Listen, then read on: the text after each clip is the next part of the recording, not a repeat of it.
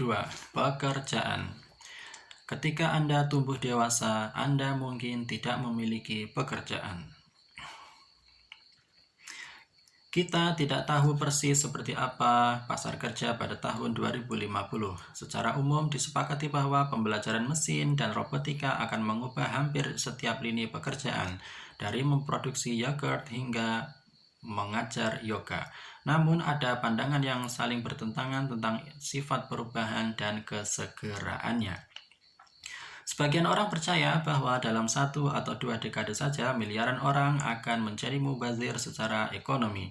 Yang lainnya mempertahankan bahwa bahkan dalam otomatisasi jangka panjang manusia akan terus menghasilkan pekerjaan baru dan kemakmuran yang lebih besar untuk semua. Jadi, apakah kita berada di ambang pergolakan yang menakutkan, atau apakah ramalan semacam itu merupakan contoh lain dari histeria ludite yang tidak berdasar? Sulit mengatakannya. Ketakutan bahwa otomatisasi akan menciptakan gangguan besar-besaran membawa kita kembali ke abad ke-19, dan sejauh ini mereka tidak pernah terwujud. Sejak awal revolusi industri, untuk setiap pekerjaan yang digantikan oleh mesin, setidaknya satu pekerjaan baru diciptakan, dan standar hidup rata-rata telah meningkat secara dramatis. Namun ada alasan yang bagus untuk berpikir bahwa kali ini berbeda, dan pembelajaran mesin akan menjadi pengubah permainan yang nyata. Manusia memiliki 2 jenis kemampuan, fisik dan kognitif. Di masa lalu, mesin bersaing dengan manusia terutama dalam hal kemampuan fisik kasar, sementara manusia mempertahankan keunggulan besar atas mesin dalam hal kognisi. Oleh karena itu, ketika pekerjaan manual di bidang pertanian dan industri dilakukan secara otomatis, pekerjaan baru muncul di bidang jasa yang membutuhkan jenis keterampilan kognitif yang hanya dimiliki manusia: belajar, menganalisa, berkomunikasi, dan terutama memahami emosi manusia. Namun, AI sekarang mengungguli manusia dalam lebih banyak keterampilan ini, termasuk dalam memahami emosi manusia, dan kita tidak mengetahui adanya sesuatu semacam bidang aktivitas ketiga di luar fisik dan kognitif, di mana manusia akan selalu mempertahankan tepian yang aman. Sangat penting untuk menyadari bahwa revolusi AI bukan hanya tentang komputer yang semakin cepat dan pintar. Itu juga dipicu oleh terobosan dalam sains hayati, life sciences, dan sains social sciences. Semakin baik kita memahami mekanisme biokimia yang mendukung emosi, hasrat, dan pilihan manusia, semakin komputer dapat menjadi lebih baik dalam menganalisa perilaku manusia, memprediksi keputusan manusia, dan mengganti pengemudi manusia, bankir manusia, dan pengacara manusia. Dalam beberapa dekade terakhir, penelitian di bidang seperti neuroscience dan ekonomi perilaku memungkinkan para ilmuwan untuk meretas manusia, dan khususnya untuk mendapatkan pemahaman yang lebih baik tentang bagaimana manusia membuat keputusan. Ternyata pilihan kita terkait segala sesuatu, mulai dari makanan hingga pasangan, bukanlah hasil dari kehendak bebas yang misterius, melainkan dari aktivitas miliaran neuron yang menghitung probabilitas dalam waktu sepersekian detik. Intuisi manusiawi yang kita bangga-banggakan dalam kenyataannya adalah proses pengenalan pola. Pengemudi, bankir, dan pengacara yang baik tidak memiliki intuisi magis tentang lalu lintas, investasi, atau negosiasi. Sebaliknya, dengan mengenali pola yang berulang, mereka melihat dan mencoba menghindari pejalan kaki yang ceroboh, peminjam yang tidak kompeten, dan penjahat yang tidak jujur. Itu juga menunjukkan bahwa algoritma biokimia otak manusia jauh lebih sempurna. Mereka mengandalkan heuristik dalam jalan pintas dan sirkuit usang yang disesuaikan dengan padang rumput Afrika dan bukan dengan rimba perkotaan. Tidak mengherankan bahwa bahkan pengemudi, bankir, dan pengacara yang baik terkadang membuat kesalahan yang bodoh. Ini berarti bahwa AI dapat mengungguli manusia bahkan dalam tugas yang seharusnya menuntut intuisi. Jika Anda berpikir bahwa AI perlu bersaing dengan jiwa manusia dalam hal firasat mistis, itu kedengarannya mustahil. Tetapi jika AI benar-benar perlu bersaing dengan jaringan saraf dalam menghitung probabilitas dan mengenali pola, itu kedengarannya jauh lebih menakutkan. Secara khusus, AI lebih baik dalam pekerjaan yang menuntut intuisi tentang orang lain. Banyak jalur kerja seperti mengendarai kendaraan di jalan yang penuh dengan pejalan kaki, meminjamkan uang kepada orang asing, dan bernegosiasi mengenai kesepakatan bisnis membutuhkan kemampuan untuk menilai emosi dan keinginan orang lain orang lain dengan benar. Apakah anak itu akan melompat ke jalan? Apakah pria dalam gugatan itu berniat mengambil uang saya dan menghilang? Akankah pengacara itu bertindak atas ancamannya atau dia hanya menggertak?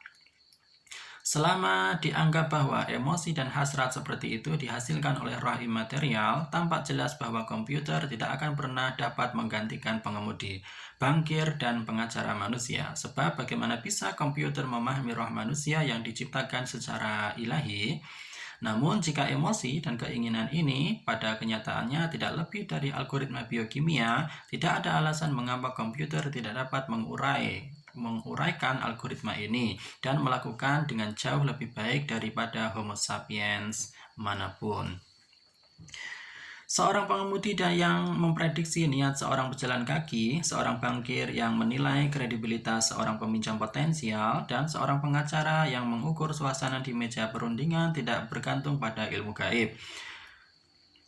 Sebaliknya, tanpa sepengetahuan mereka, otak mereka mengenali pola biokimia tertentu dengan menganalisis ekspresi wajah, nada suara, gerakan tangan, dan bahkan bau badan. AI yang dilengkapi dengan sensor yang tepat dapat melakukan semua itu jauh lebih akurat dan andal daripada manusia. Oleh karena itu, ancaman kehilangan pekerjaan tidak hanya sebagai akibat munculnya infotek. Ini merupakan hasil dari pertemuan infotek dan biotek. Perjalanan dari memindai fMRI menuju pasar tenaga kerja adalah panjang dan berliku-liku, tetapi masih bisa dicakup dalam beberapa dekade. Apa yang dipelajari oleh ilmuwan otak hari ini tentang amigdala dan cerebellum bisa memungkinkan komputer untuk mengalahkan psikiater dan pengawal manusia pada tahun 2050. AI tidak hanya berdiri siap untuk meretas manusia dan mengungguli mereka dalam apa yang hingga kini merupakan keterampilan manusia yang unik. Ia juga menikmati kemampuan unik non-manusia yang membuat AI dan pekerja manusia tidak hanya berbeda dalam hal derajat, tetapi juga berbeda dalam hal jenis. Dua kemampuan non-manusia yang sangat penting yang dimiliki AI adalah connectivity, dan pembaruan, adaptability. Karena manusia adalah individu, sulit untuk menghubungkan mereka satu sama lain dan memastikan bahwa semuanya sudah diperbarui. Sebaliknya, komputer bukanlah individu dan mudah untuk mengintegrasikannya ke dalam satu jaringan fleksibel. Maka apa yang kita hadapi bukanlah penggantian jutaan individu pekerja manusia oleh jutaan robot dan komputer individu. Sebaliknya, manusia individu cenderung digantikan oleh jaringan terintegrasi. Kita ketika mempertimbangkan otomatisasi adalah salah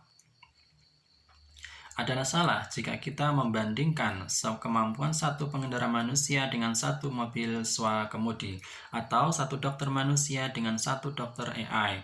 Sebaliknya, kita harus membandingkan kemampuan kumpulan individu manusia dengan kemampuan jaringan terintegrasi. Misalnya, banyak pengemudi yang tidak terbiasa dengan semua peraturan lalu lintas yang berbeda dan mereka sering melanggarnya. Selain itu, karena setiap kendaraan adalah entitas yang terpisah, ketika dua kendaraan mendekati persimpangan yang sama pada saat yang sama, para pengemudi bisa salah mengomunikasikan niat mereka masing-masing dan bertabrakan. Mobil-mobil swakemudi sebaliknya Semuanya bisa terhubung satu sama lain. Ketika dua kendaraan tersebut mendekati persimpangan yang sama, mereka bukanlah dua entitas yang terpisah. Mereka adalah bagian dari satu algoritma tunggal. Oleh karena itu, kecil kemungkinan akan terjadi miskomunikasi yang bisa membuat mereka bertabrakan. Dan jika Kementerian Transportasi memutuskan untuk mengubah beberapa peraturan lalu lintas, semua kendaraan swakemudi dapat dengan mudah diperbarui pada saat yang sama. Dan jika tidak ada kesalahan dalam program, mereka semua akan mengikuti peraturan baru itu dengan kepatuhan terhadap setiap detailnya. Demikian pula jika Organisasi Kesehatan Dunia mengidentifikasi penyakit baru atau jika satu laboratorium menghasilkan obat baru, hampir tidak mungkin untuk memperbarui semua dokter manusia di dunia terkait perkembangan ini. Sebaliknya, bahkan jika Anda memiliki 10 miliar dokter AI di dunia, yang masing-masing memantau kesehatan seorang manusia, Anda masih dapat memperbarui semuanya dalam waktu sepersekian detik, dan mereka semua dapat saling berkomunikasi umpan balik satu sama lain tentang penyakit atau obat-obatan. Keuntungan potensial dari konektivitas dan pembaruan ini begitu besar, sehingga setidaknya di beberapa lini kerja mungkin masuk akal untuk mengganti semua manusia dengan komputer. Meskipun secara individu beberapa manusia masih melakukan pekerjaan yang lebih baik daripada mesin. Anda mungkin keberatan bahwa dengan beralih dari manusia individu ke jaringan komputer, kita akan kehilangan keuntungan dari individualitas. Sebagai contoh, jika seorang dokter manusia membuat penilaian yang salah, dia tidak membunuh semua pasien di dunia. Dan dia tidak menghalangi perkembangan semua pengobatan baru. Sebaliknya, jika semua dokter benar-benar hanya sistem tunggal dan sistem itu membuat kesalahan, hasilnya mungkin menjadi bencana. Sebenarnya, sistem komputer terintegrasi dapat memaksimalkan keuntungan konektivitas tanpa kehilangan manfaat individualitas. Anda dapat menjalankan banyak algoritma alternatif di jaringan yang sama, sehingga seorang pasien di desa hutan terpencil dapat mengakses melalui ponsel cerdasnya bukan hanya dokter tunggal yang berwenang, tetapi sebenarnya 100 dokter AI yang berbeda, yang kinerjanya relatif terus-menerus dibandingkan. Anda tidak suka apa yang dikatakan Dr. IBM kepada Anda, tidak masalah. Bahkan jika Anda terdampar di suatu tempat di lereng Kalimanjaro, Anda dapat dengan mudah menghubungi Dr. Baidu untuk a second opinion. Manfaat bagi masyarakat manusia cenderung sangat besar. Dokter AI dapat memberikan perawatan kesehatan yang jauh lebih baik dan lebih murah bagi miliaran orang, terutama bagi mereka yang saat ini tidak menerima perawatan kesehatan sama sekali.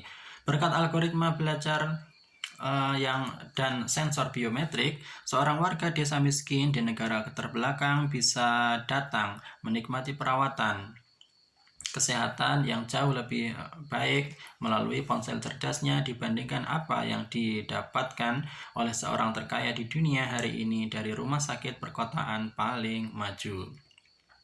Demikian pula mobil swakemudi dapat memberikan layanan transportasi yang lebih baik kepada orang-orang dan khususnya mengurangi angka kematian akibat kecelakaan lalu lintas.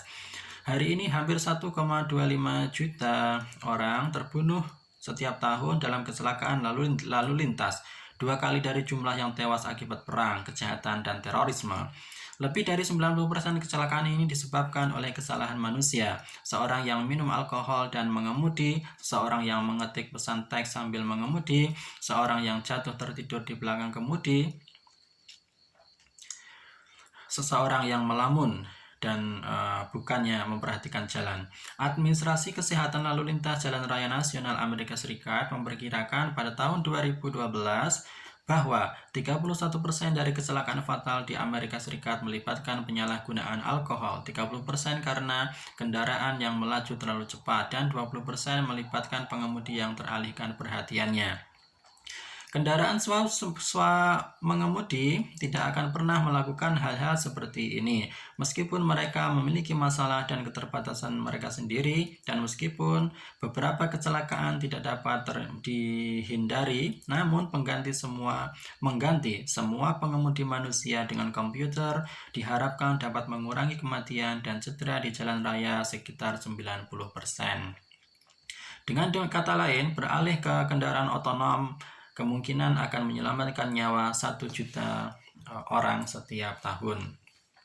Oleh karena itu, akan menjadi hal gila untuk memblokir otomatisasi di bidang-bidang seperti transportasi dan perawatan kesehatan hanya untuk melindungi pekerjaan manusia. Lagi pula, apa yang pada akhirnya harus kita lindungi adalah manusia, bukan pekerjaan. Pengemudi dan dokter yang mubazir hanya perlu menemukan hal lain untuk dikerjakan.